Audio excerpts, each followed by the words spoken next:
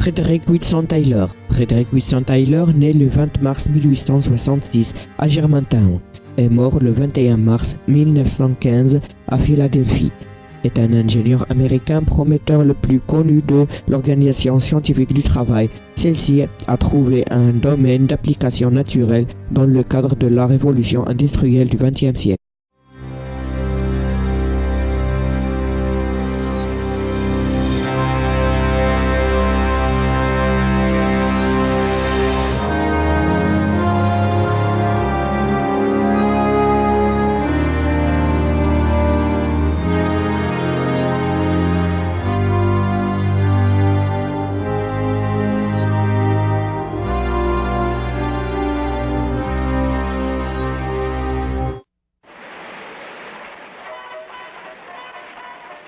C'est la révolution aux États-Unis dans les années 1920, une révolution fondée sur le progrès technique. La diffusion des chaînes de montage et d'assemblage, apparues à la veille de la Première Guerre mondiale, prolonge les réflexions de l'ingénieur Taylor sur l'organisation scientifique du travail. Le travail à la chaîne impose à l'ouvrier un nouveau rythme, celui de la vitesse du convoyeur. La Ford T, lancée en 1908, est désormais produite en masse. Elle devient le symbole du nouveau mode de vie américain. L'Amérique, grisée par l'ampleur de son essor économique, est persuadée d'ouvrir une ère nouvelle, et Henry Ford est son entrepreneur emblématique. Dans les rues, les chevaux disparaissent progressivement au profit des automobiles. Le Fordisme favorise la consommation de masse. Il associe la mécanisation et les gains de productivité qu'elle permet à l'augmentation du pouvoir d'achat des ouvriers. Henry Ford a ainsi offert à tous les habitants des villes la possibilité de participer à la modernité naissante.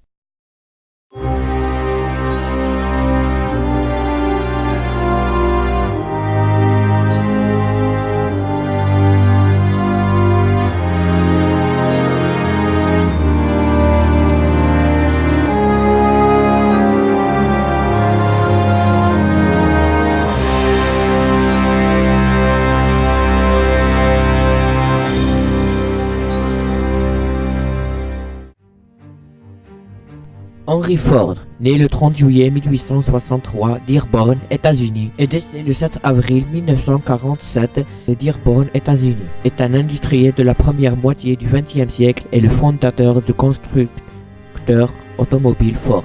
Son nom est notamment attaché à la Fordisme, une méthode industrielle ayant un mode de production en série fondé sur le principe en ligne d'assemblage et un modèle économique ayant recours à des salaires élevés. La mise en place de cette méthode au début des années 1910 révolutionne l'industrie américaine en favorisant une consommation de masse et lui permet de produire à plus de 15 millions d'exemplaires de la Ford T. Il devient alors l'une des personnes les plus riches et les plus connues au monde.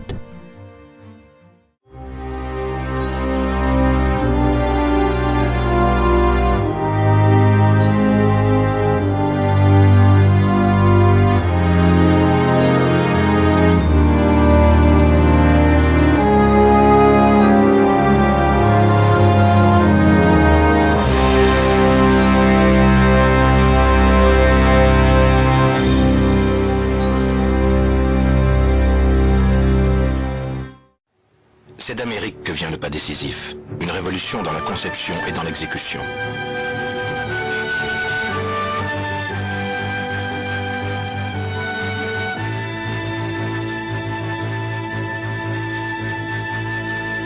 En 1908, Henry Ford a l'intuition qui bouleversera l'industrie.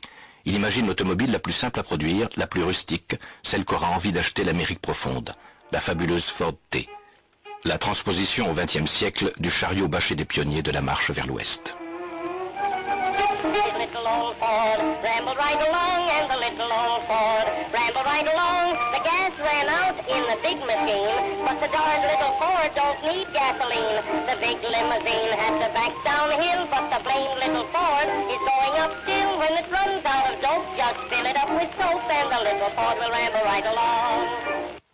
Objectif de Ford, mettre le modèle T à la portée de toutes les bourses. Pour cela, il faut changer radicalement le mode de production, donc la façon dont les ouvriers travaillent. Alors qu'il entreprend la réorganisation de son usine, Ford découvre les idées de l'ingénieur Frederick Taylor.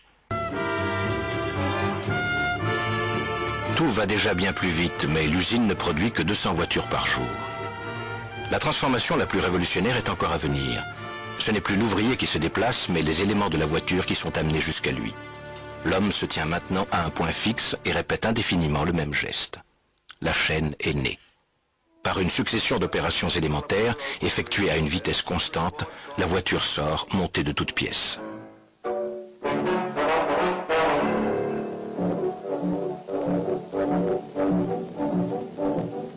And at that very moment, as the workmen began to fasten the parts onto the slowly moving car, the assembly line was born.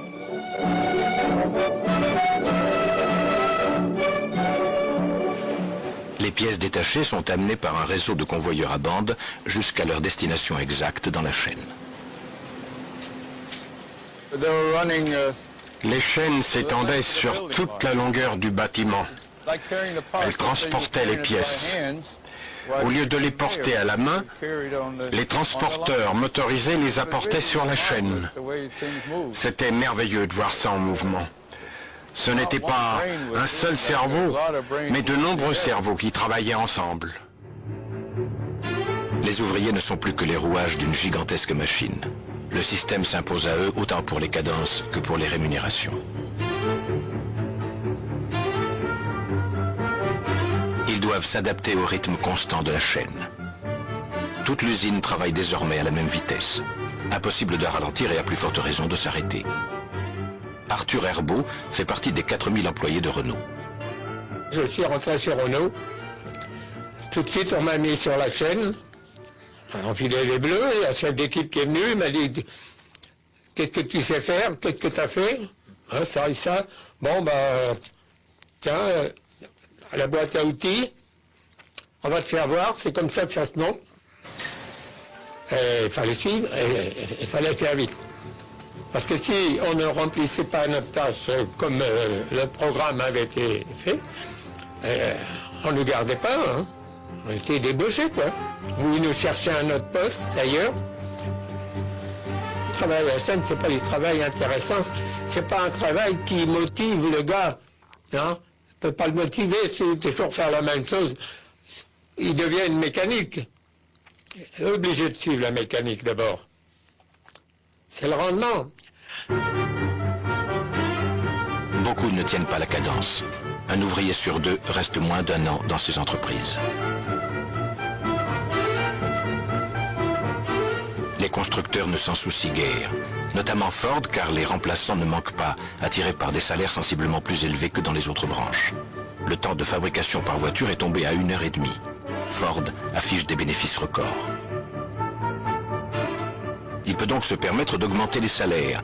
Lorsqu'il annonce qu'il double la rémunération, la portant au niveau inouï de 5 $ par jour, l'usine est assiégée par les candidats. Red Cole avait à peine 18 ans lors de ses débuts chez Ford. Ce qui m'a surtout marqué avec M. Ford, c'est qu'il a été le premier à payer 5 $ par jour. Pour moi, M. Ford était comme un dieu. Comme un dieu parce qu'il contrôlait des milliers et des milliers de personnes. Il organisait les gens, les chaînes, les allées et venues, et les équipes. 3 équipes, 8 heures dans l'équipe, matinée, après-midi et soirée. Et pour moi, c'était de l'horlogerie. J'étais très fier d'en faire partie. J'adorais ça. En 1920, Détroit est en plein essor. Sa population a quadruplé en une génération. Les autres constructeurs automobiles reprennent la méthode Ford. Production en série, coûts de production réduits, salaires élevés.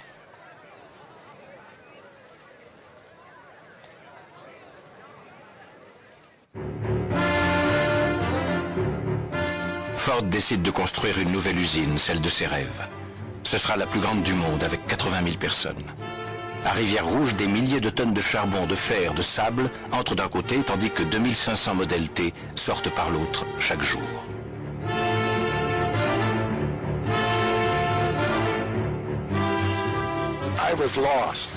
J'étais perdu, complètement perdu. C'était tellement grand, tellement bruyant. Où on devait mettre ses habits, où manger son repas, où mettre sa gamelle. On ne savait pas.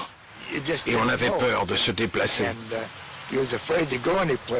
On voyait des gars qui faisaient une chose, d'autres une autre chose, avec toutes ces machines. C'était incroyable de voir ça, incroyable. Le secret du succès de Ford, c'est l'afflux ininterrompu de main-d'œuvre arrivant à Détroit. Les termes du contrat sont clairs, l'ouvrier travaille vite, il obéit aux ordres, il est bien payé. Plus de 70% des ouvriers sont des immigrants de fraîche date, italiens, grecs, polonais, allemands. Ford ouvre à leur intention des écoles de langue anglaise. Mais dans le même temps, il n'hésite pas à jouer habilement des rivalités qui opposent les uns aux autres, avec un seul objectif, maintenir la cadence. Il disait, négro, si tu veux pas produire, on a des types qui le feront à ta place. Puis, il allait voir les Blancs qui arrivaient du Sud. Si vous autres technos fournissez pas, on a des Rital, on a des négros qui feront l'affaire. Alors faites gaffe. Une milice privée est chargée de maintenir la discipline. Quiconque essaie d'implanter un syndicat est immédiatement licencié. Ford appointe des espions dans tous les ateliers pour repérer les agitateurs. Ford ne manque pas de faire valoir aux ouvriers les avantages matériels que leur situation leur procure. Le personnel est d'ailleurs vivement encouragé à épargner pour acquérir sa propre Ford T.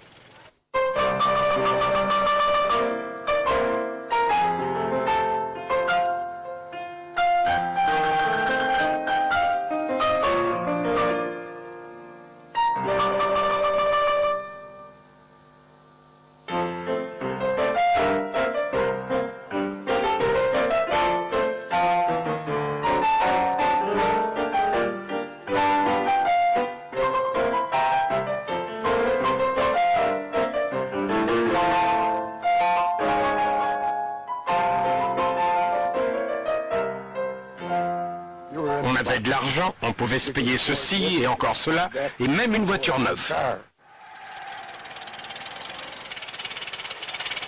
En 1924, le 10 millionième modèle T sort de la chaîne. À grand renfort de publicité, Ford fait parcourir à sa fameuse voiture les États-Unis d'une côte à l'autre et du nord au sud. C'est tout un pays qui célèbre la révolution de la chaîne.